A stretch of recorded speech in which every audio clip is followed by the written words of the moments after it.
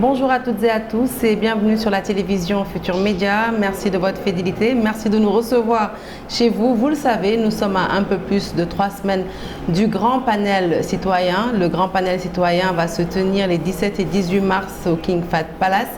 Alors de quoi s'agit-il? Eh bien, il s'agit tout simplement d'une rencontre entre les membres du gouvernement et les populations pour discuter de développement économique et social.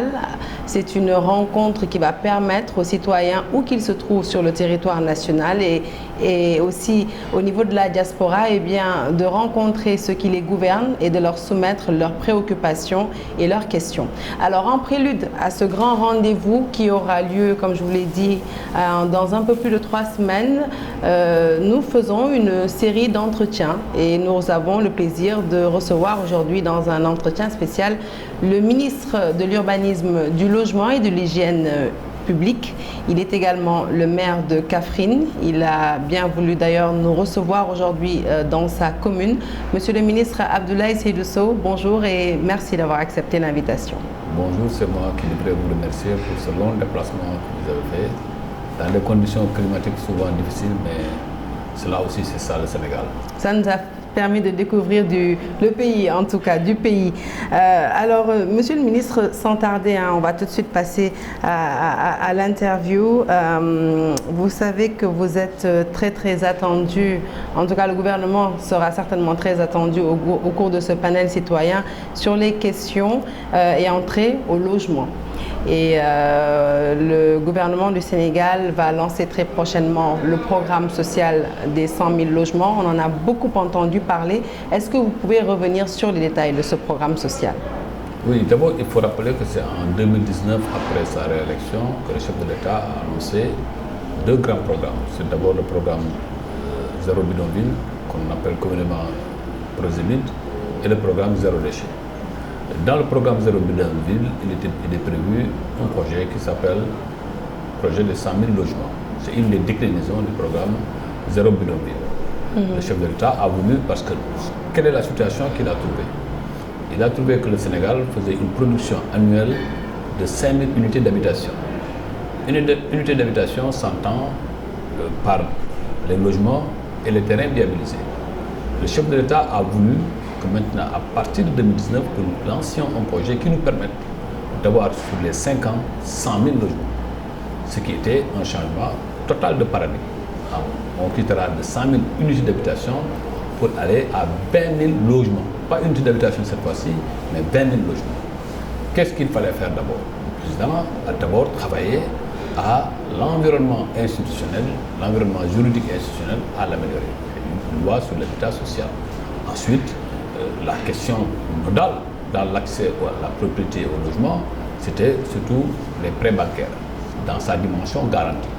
Le président a mis en place ce qu'on a appelé le Fonds pour l'habitat social, pour aider les Sénégalais démunis qui ne pouvaient pas accéder au crédit à accélérer les procédures. Troisièmement, il met encore en place une société d'aménagement et de la rénovation urbaine. Alors cet aménagement-là, parce que dans la construction, la plus grande partie, la partie la plus difficile, c'était les aménagements. Donc il met en place cet environnement et après, il dit maintenant qu'il faut lancer le projet. Le projet tournera autour de 2 axes. Le premier axe, quels sont les Sénégalais concernés? C'est tous les Sénégalais qui ont des revenus inférieurs à 450 000 francs CFA. Inférieurs, j'ai bien dit inférieurs à 450 000 francs CFA. Mais que ce projet puisse concerner d'abord les cas sociaux, ce qu'on appelle les logements sociaux, au moins pour 50%. 20% pour la diaspora, qui est aussi une donnée importante de notre population. Et les 30% sont laissés à la charge du promoteur. Il a mis en place un cahier de charges et il a aussi mis en place un certain nombre de facilités, dont les exonérations fiscales pour le matériel acheté importé. Ce qui a produit le guichet unique et toutes ces structures. Maintenant, il fallait aller à la phase opérationnelle. La phase opérationnelle, durant 1 an, presque nous avons travaillé avec le secteur privé national, à côté de la SICAP et de la SNHLM, continue de préserver leur attribution et prérogatives. Nous avons signé à ce jour 23 conventions. 23 conventions, si aujourd'hui on fait l'évaluation, il n'y en a que 5 qui ont commencé réellement le travail sur le terrain. Si nous poursuivons ce rythme-là, même si c'est vrai, les gens vous posent toujours le problème de l'accès, de la prise de possession sur le foncier. Là aussi, il faut rappeler que l'État avait pris l'engagement de mettre à la disposition des promoteurs des fonciers. Pour ceux qui en ont, le procéder au remboursement du foncier. Alors, mais ça, nous constaterons que sur la prise de possession, il y a des difficultés. Certains promoteurs ont du mal à accéder à leur foncier, mais deuxièmement, ils ont du mal à mobiliser tout le financement dans des délais limités. Alors, depuis lors, nous sommes à 5 qui sont réellement actifs. Le chef de l'État nous a donné l'instruction de un peu s'ouvrir au monde. Ce qui a fait que lors de notre dernier voyage, après presque 1 an, 2 ans de négociations, nous avons abouti à une convention signée avec des Dubaïotes à travers leur structure appelée EGI pour un pactole, j'allais dire, de 50 000 logements. 50 000 logements. Et à travers aussi d'autres partenaires, nous avons pu mobiliser un autre partenaire qui devrait faire 25 à 50 000 logements. Ainsi, nous ouvrons cette politique à l'international, mais le chef de l'État nous a toujours demandé de veiller à ce que tous puissent respecter les lois et règlements de ce pays et aussi dans les délais requis. Ça a coïncidé, bien entendu, avec le déclassement de la forêt de Thiès, ce qui nous permettrait d'avoir un espace sur lequel on pouvait s'investir très rapidement sans beaucoup de difficultés dans la prise de possession. Parce qu'à Thiès, ça ne posait pas de problème. Mais en même temps, le chef de l'État nous dit oui, parce que Thiès peut peut-être régler la question de Dakar, Thiès et Mbour, mais il y a le reste du pays. Il nous demande d'engager sans délai le programme dans toutes les capitales départementales et régionales pour au moins, au minimum, faire dans chaque département 100 logements. Cela aussi, ce sera démarré dans les mois à venir.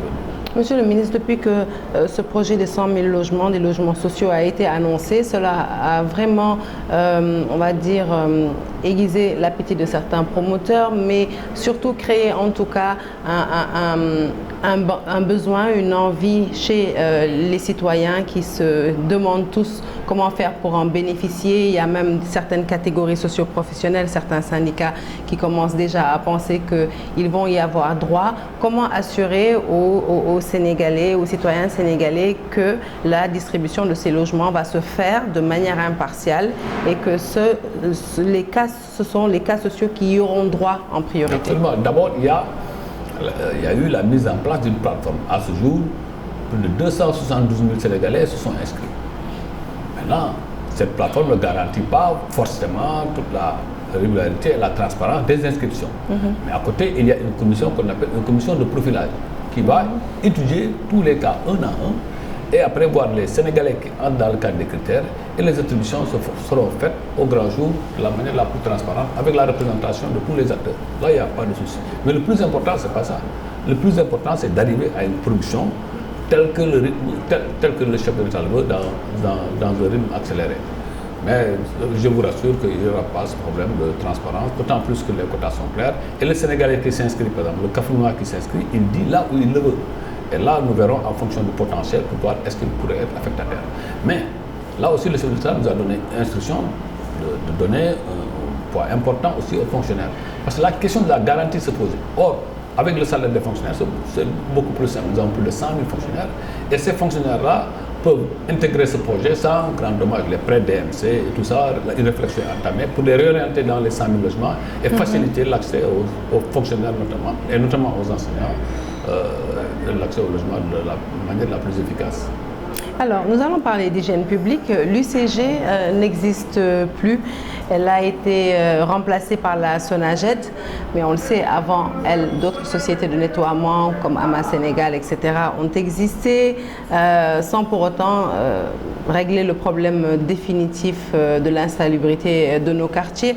Alors, qu'est-ce qui nous prouve que la Sonaged va vraiment relever le défi, faire la différence, d'autant plus qu'elle traîne, il faut le dire, un passif assez lourd, celui des dettes cumulées par les anciennes sociétés de nettoiement. Est-ce que ce passif n'est pas de nature à hypothéquer déjà le bon fonctionnement de la Sonaged? Oui, mais d'abord, il faut se réjouir de cette volonté politique du chef d'État. L'UCG a fait un excellent travail.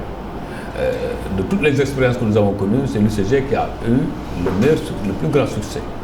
D'abord, l'UCG est sorti de Dakar parce qu'en réalité, toutes ces organisations étaient cantonnées à Dakar. L'UCG est sorti de Dakar et occupe aujourd'hui presque les 2 tiers ou les 3 quarts du territoire national, ce qui est une volonté affirmée du chef de l'État. Deuxième chose, dans cette mutation institutionnelle, le chef de l'État a voulu donner un élan encore beaucoup plus grand à l'UCG. L'UCG ne bénéficiait que de l'appui de l'État. L'appui de l'État restera maintenu et amplifié.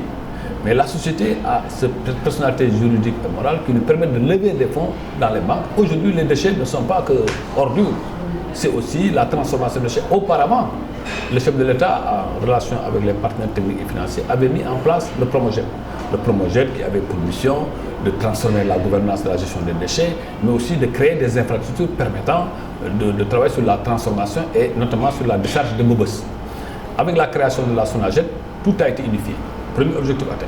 Deuxième objectif, c'est que les collectivités territoriales, en principe, c'est elles qui devaient gérer les déchets. Ce n'était pas au gouvernement de gérer directement les déchets. C'est parce que l'État du Sénégal a constaté une carence dans la gestion des déchets. D'ailleurs, vous ne verrez aucun maire contester cela parce qu'il y a une difficulté pour les maires pour prendre en charge ces questions. Et l'UCG ayant fait un excellent travail, le président a demandé à ce que l'évolution institutionnelle soit organisée pour que l'UCG puisse, au-delà des moyens de l'État, avoir d'autres moyens structurels qui lui permettent de prendre en charge la question. C'est vrai, il y a ce passif-là et le chef de l'État a demandé que ce passif soit pris en charge. Le passif n'est pas que financier, il est aussi humain. Il y a presque 921 agents que l'UCG a hérité et le chef de l'État a décidé de les recruter et de leur donner un CDI dans la nouvelle SONAGED. C'est aussi un acte fort qui a été posé dans la continuité de l'État, mais aussi dans la prise en charge de la question. Et je crois que les actes qui ont été posés par le conseil d'administration de la SONAGED depuis son installation sont des actes qui sont annonciateurs de changement total, comme je l'ai dit tantôt, de paradigme, mais aussi d'orientation dans la gestion des déchets. Les déchets ne seront plus simplement qu'un problème de propreté dans le cadre du programme Zéro Déchet, mais ça entrera dans le cadre de ce que nous avons appelé la gestion de l'économie circulaire des déchets. Alors, dans les marchés ou dans certaines artères de la capitale ou de la banlieue, monsieur le ministre, il n'est pas rare des fois de voir même le maire initier des opérations de désencombrement urbain, ce qui est salutaire, mais je pense que les citoyens auraient quand même préféré qu'on leur laisse leur trottoir, qu'ils puissent se mouvoir tranquillement sur les trottoirs au lieu que cela soit à chaque fois occupé de manière anarchique par des commerçants ou des marchands ambulants. Tout ça pour évoquer le désencombrement urbain. Comment faire pour que nos trottoirs ne soient plus encombrés? Vous savez, ça entre dans le cadre général de la gestion du cadre de vie. Tout le monde, et ça c'est garanti par la Constitution, tout le monde, tout citoyen a droit à un cadre de vie sain. Malheureusement, certains dans la recherche du gain économique occupent illégalement ou bien de manière anarchique certaines voies publiques, ce qui obstrue les passages et qui remettent en cause la tranquillité dans la gestion de l'ordre public. Cela est un problème, mais c'est un problème que nous partageons. L'État, dans la mission confiée à la Direction générale du cadre de vie et de l'hygiène publique, l'administration territoriale qui est garante de l'ordre public. Alors, le chef de l'État nous a donné l'instruction de dégager toutes les voies publiques. Mais nous ne pouvons le faire qu'avec la bonne collaboration de l'autorité administrative territoriale, le gouverneur ou le préfet, mais aussi le maire qui en a la compétence. Malheureusement, parfois cette collaboration souffre de difficultés. Mais nous sommes obligés à un moment de prendre nos responsabilités. Mais il y a des questions préalables, par exemple les artisans. C'est de pauvres citoyens qui sont là, qui se battent tous les jours pour avoir la dépense quotidienne. S'il faut les dégager, il faut aussi les amener quelque part. C'est pourquoi le chef de l'État avait demandé au ministre de l'Artisanat, notre collègue Papa Moudjaï, de travailler à trouver un terrain, de l'équiper pour que tous ces mécaniciens et menuisiers qui occupent illégalement la voie puissent être transférés pour leur occupation. Mais aussi les parkings, la question des parkings.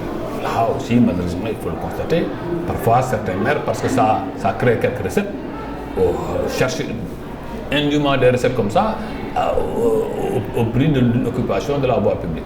Mais là aussi, le chef de l'État nous a demandé de travailler dans le cadre de la gestion de la nouvelle ville de Thiès pour que nous puissions aménager un espace qui va être exclusivement réservé à des parkings. Comme ça, nous allons libérer tous les parkings qui encombrent et qui obstruent Dakar. Les passages. Déjà, vous vous souvenez de la fameuse question des panneaux publicitaires sur nos routes. Il y a eu un vrai combat là-dessus. Là aussi, une commission continue de travailler pour voir comment gérer ces agences publicitaires dans le respect des lois et règlements de ce pays, mais dans le respect aussi du cadre de vie du simple citoyen qui est là, qui a droit quand même au minimum. Et ce minimum-là, au-delà des responsabilités de la collectivité territoriale ou de l'administration, de la collectivité ou de l'administration territoriale, c'est l'État qui, en amont comme en aval, reste le responsable. Et cela, le chef de l'État nous a donné les institutions et les instruments pour pouvoir agir dans les semaines à venir. Alors, dans la foulée, on va s'intéresser aux régions. Là, on était dans la capitale. Ce qui n'est pas rare également de voir dans les régions des populations occuper les sols un peu au gré de leurs préférences, sans pour autant être inquiétés, peut-être parce qu'il y a beaucoup plus d'espace dans les régions. On a parfois l'impression qu'il n'existe pas de planification urbaine. Or, je suis convaincue qu'il existe bien une loi concernant la planification urbaine. Alors, que fait l'État pour juguler justement ce phénomène? Oui, le chef d'État a rappelé au cours d'une rencontre avec les maires que la principale menace au Sénégal, c'est la question du foncier.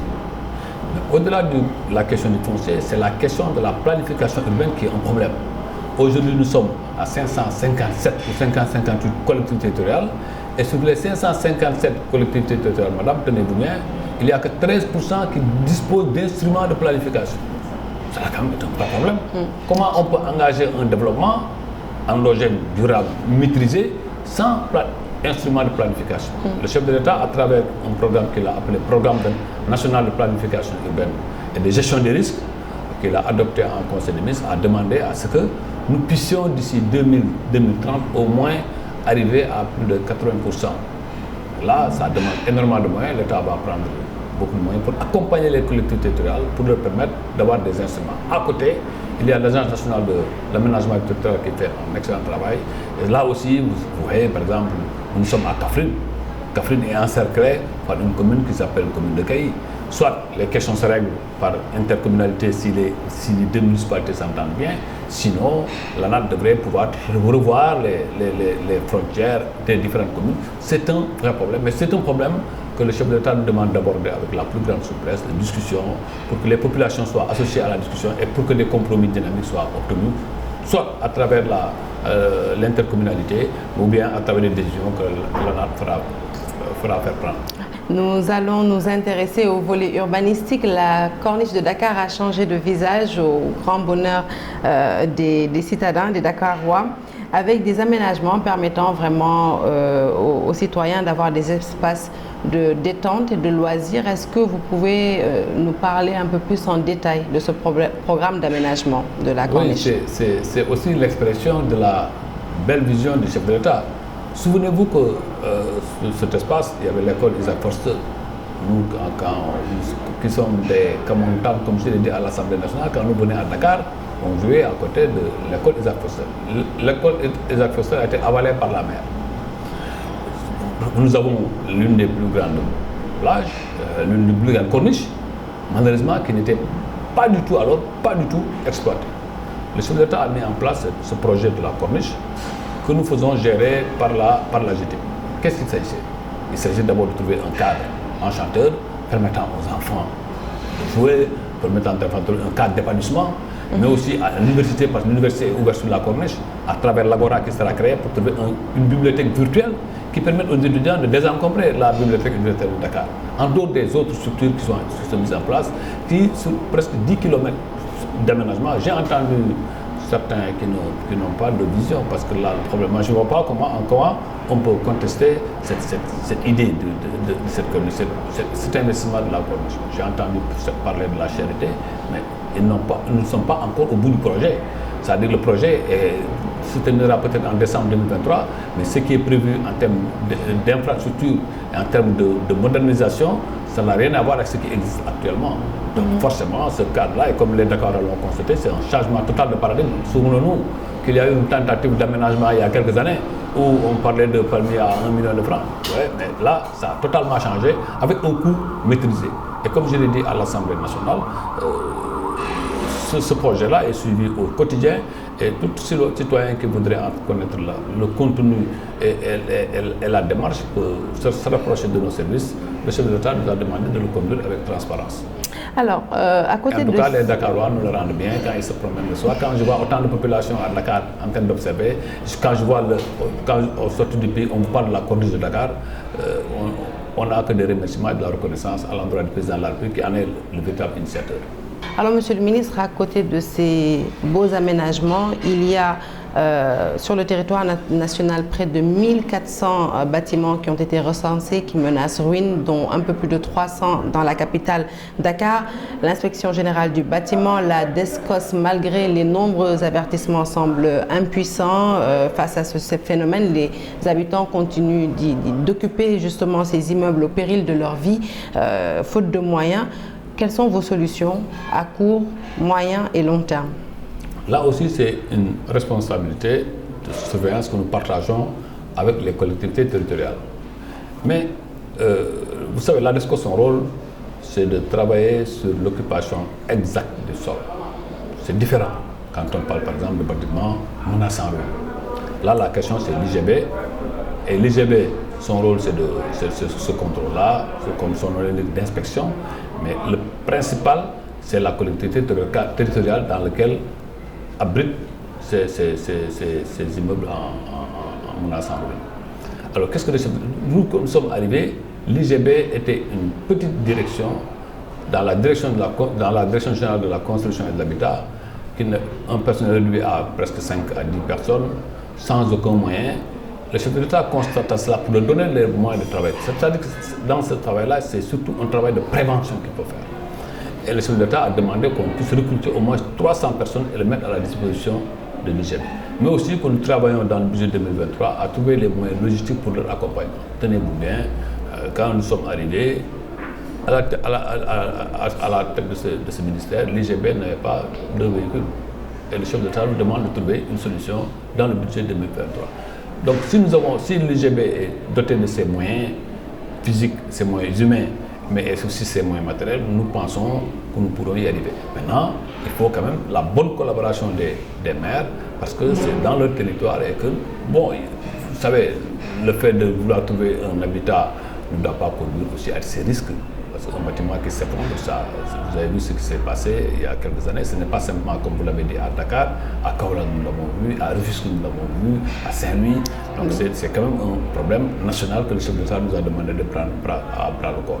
Mais là, nous discutons avec les maires, surtout par exemple pour ce qui concerne la Médina, il y a une bonne volonté du maire Bamba Fall qui travaille avec nos différents services pour que le danger qui menace à la Médina soit contenu dans des proportions raisonnables.